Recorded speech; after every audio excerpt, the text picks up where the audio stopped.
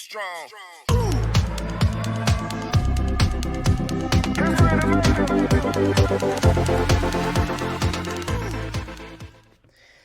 Fala galera, vamos então para nossa sexta aula. Hoje nós vamos colocar em prática tudo aquilo que nós aprendemos, tanto na aula 6 quanto na aula 7. Nós vamos colocar em prática então aquilo que nós aprendemos usando o site do Bible Arc.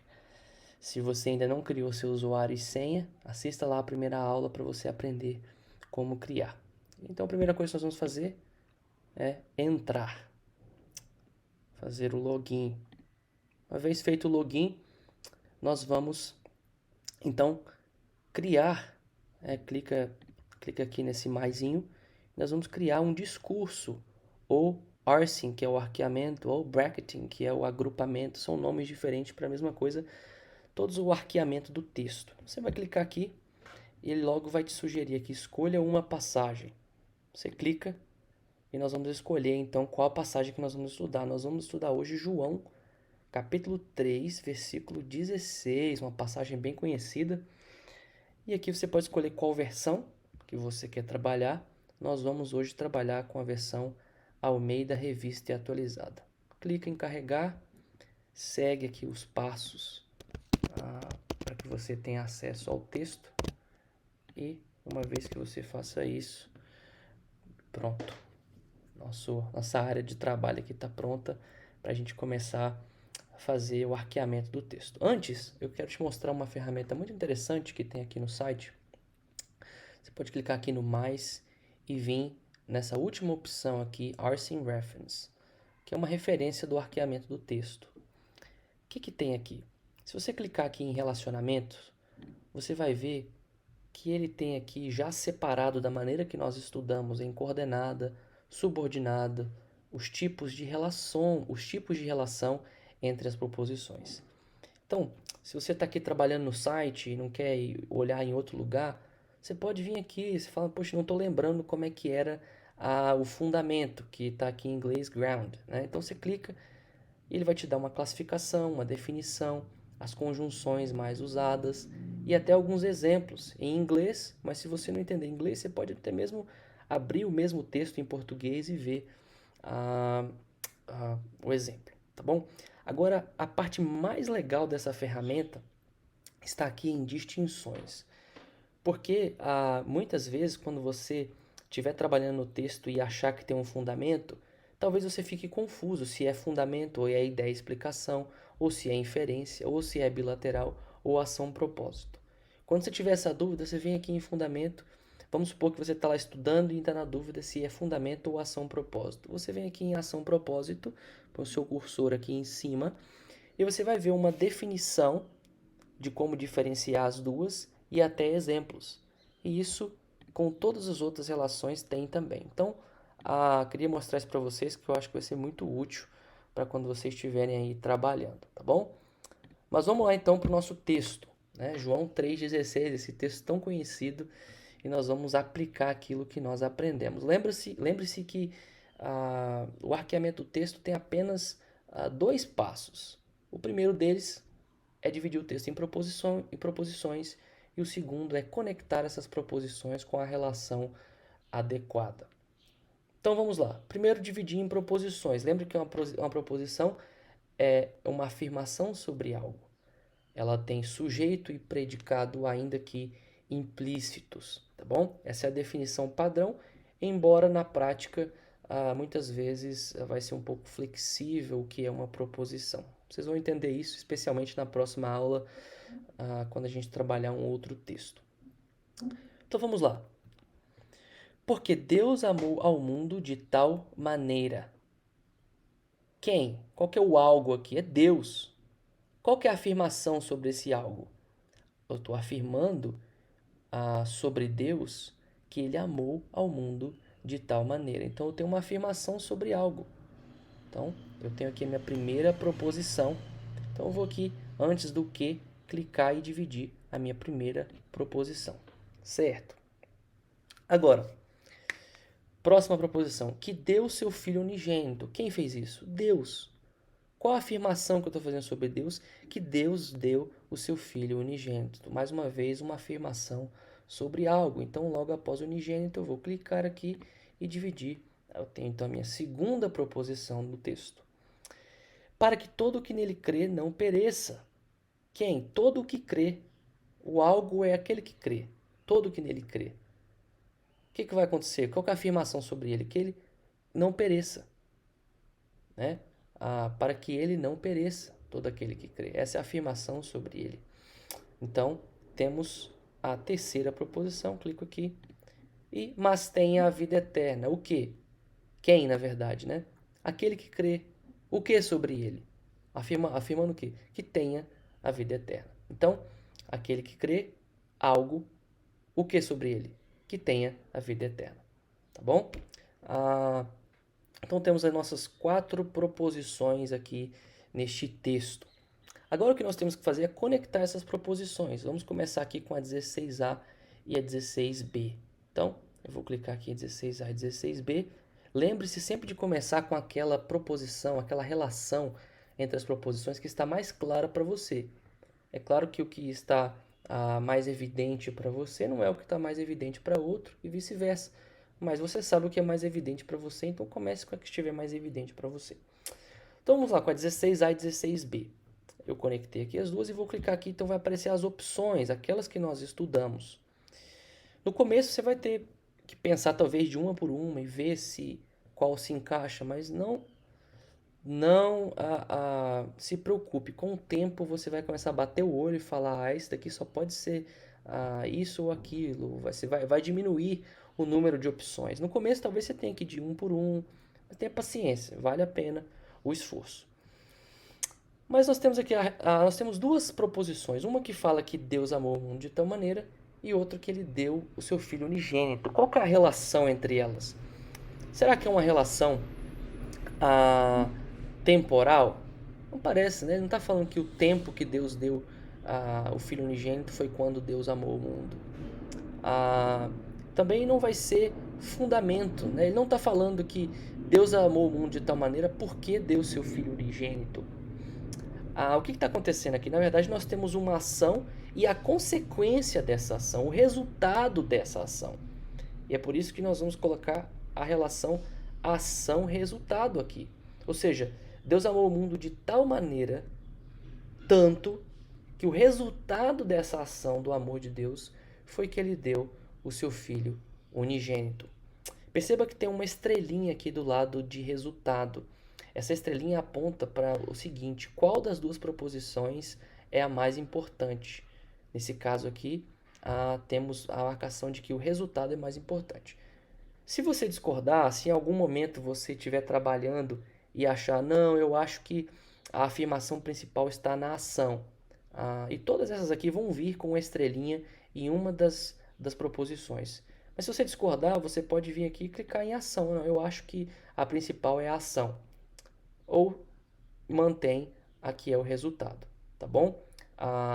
Cada uma dessas aqui vai vir com a estrelinha em uma das opções, normalmente naquela que mais comumente é a principal. Por exemplo, se você tem uma ação e um resultado, normalmente o principal é o resultado daquela ação, então por isso que normalmente já vem aqui no resultado. Mas se você discordar, você pode clicar aqui e mudar.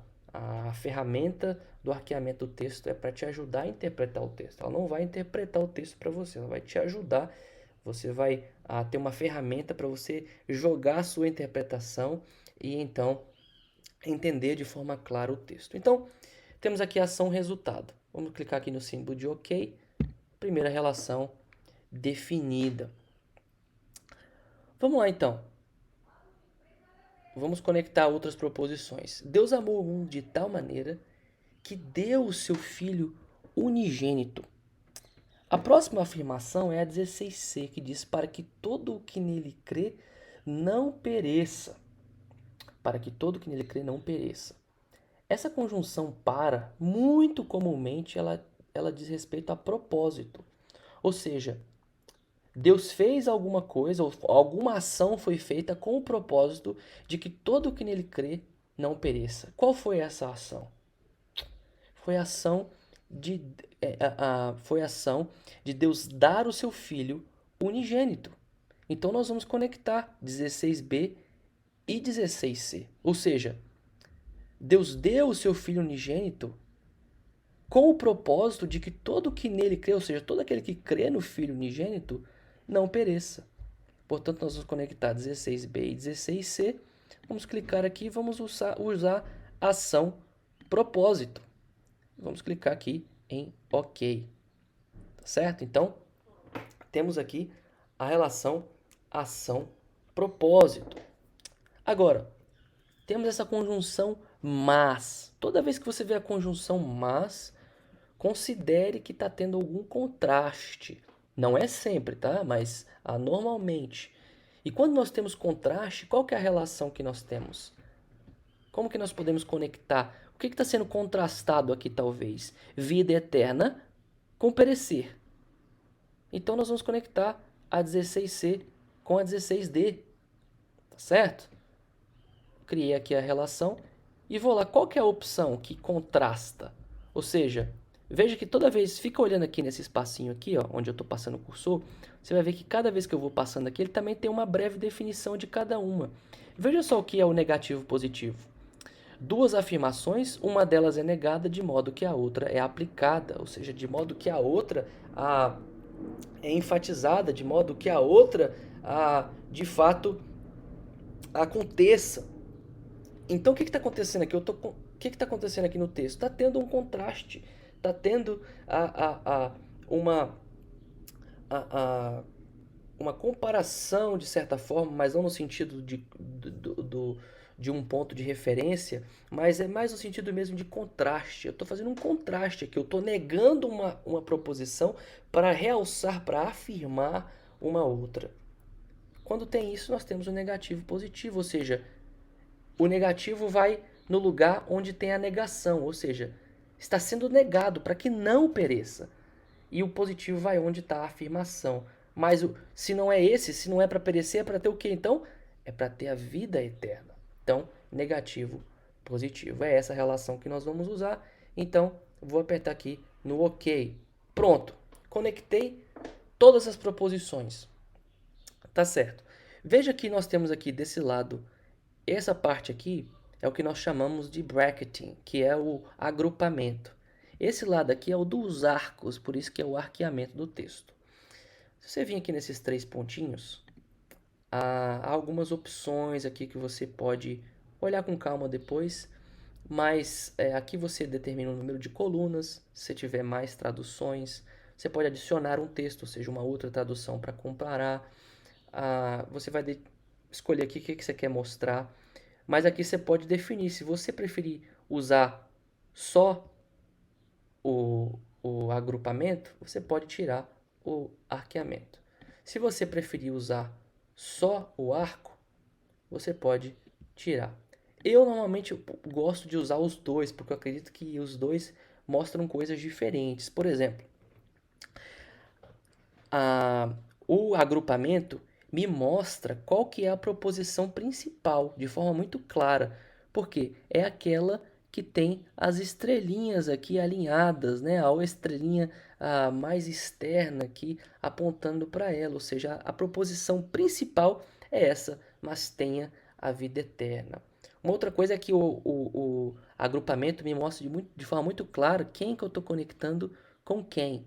Agora, eu gosto de deixar também o arqueamento porque ele me ajuda no sentido, nesse sentido. Ó, eu vou aqui em ação e ele me mostra qual é o resultado. Ou seja, todas essas proposições aqui, a 16b até a 16d, estão debaixo do resultado, né? Todas essas, na verdade, são resultado da ação do amor de Deus, tá bom? Então essa aqui me ajuda a ver a proposição principal, me ajuda a ver quem eu conectei com quem, e essa aqui do arqueamento do texto me ajuda a ver quais são as proposições que estão debaixo daquela relação, tá certo? Então pronto, o arqueamento do texto está terminado. Agora, como que eu faço para extrair informações? Como é que eu posso meditar nesse texto? Como é que eu posso, tirar um estudo daqui? vamos criar aqui uma nota para a gente anotar, para nos ajudar a entender aqui. Vamos lá, como é que eu olho? Primeiro eu vou olhar onde estão as estrelinhas, que é a ideia principal. Qual que é a ideia principal desse versículo aqui? É sobre, então, ter a vida eterna. Então eu vou vir aqui e vou anotar. Ideia principal. Ter a vida eterna. Então, essa é a ideia principal. Agora, o que eu posso tirar aqui das relações? Primeira coisa, quando eu vejo a relação aqui, ação-resultado, eu vejo que ter a vida eterna, ela é um resultado da ação em 16a, do amor de Deus. Ou seja, ter a vida eterna, ela é resultado da ação amorosa de Deus. Então eu vou vir aqui e vou anotar. É isso que eu consigo tirar daquela primeira relação. A vida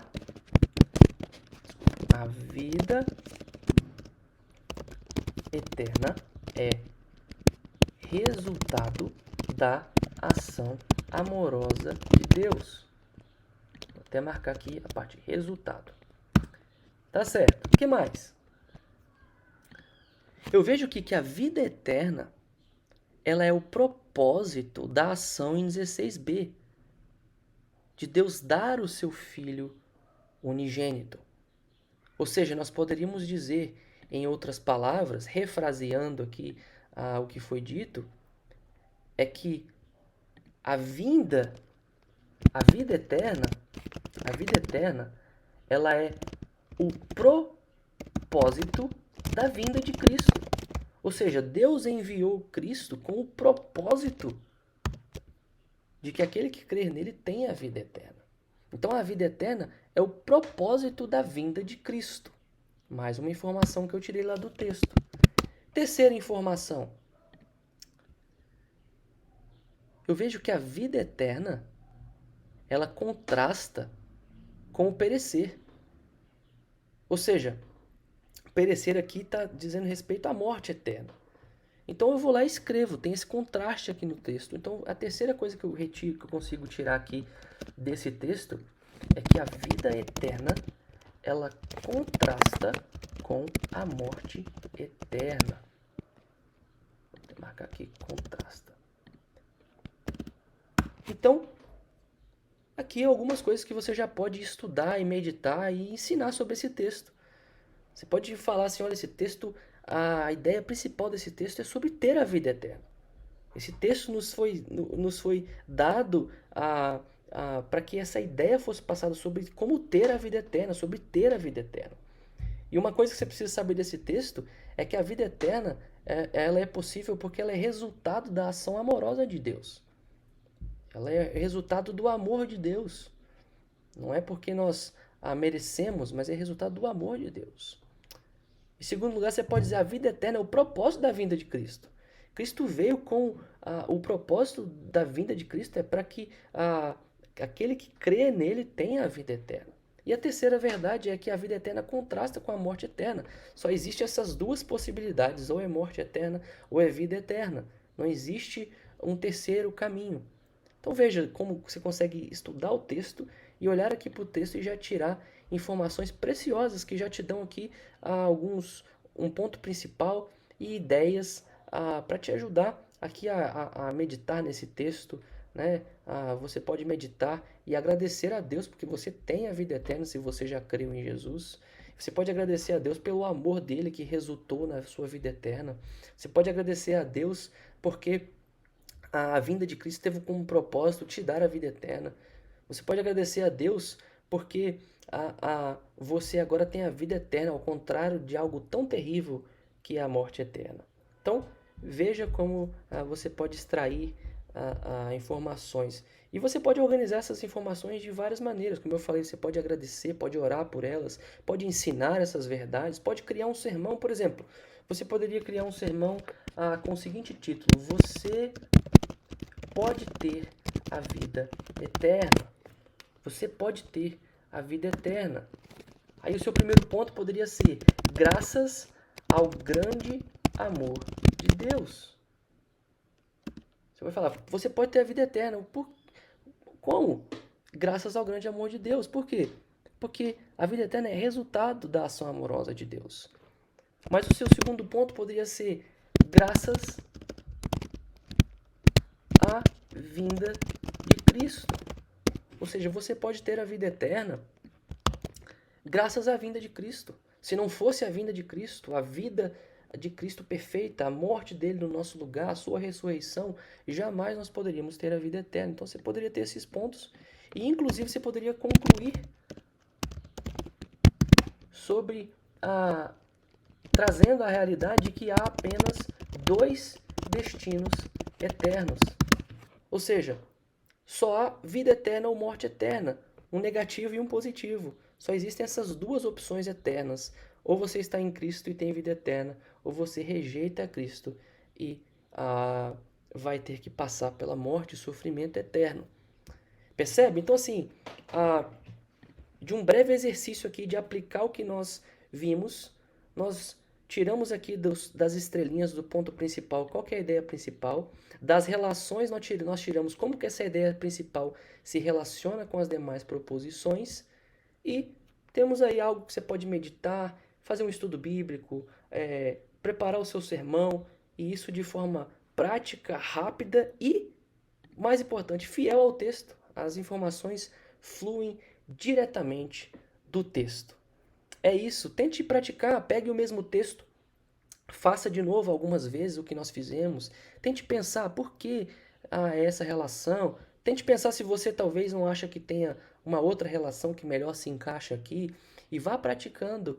A grande questão é prática. À medida que você for fazendo, vão surgir algumas dúvidas, mas vai pensando, vai praticando, que vai ficando cada vez mais fácil e essa ferramenta vai ser cada vez mais útil para você aí para trabalhar e estudar a Bíblia.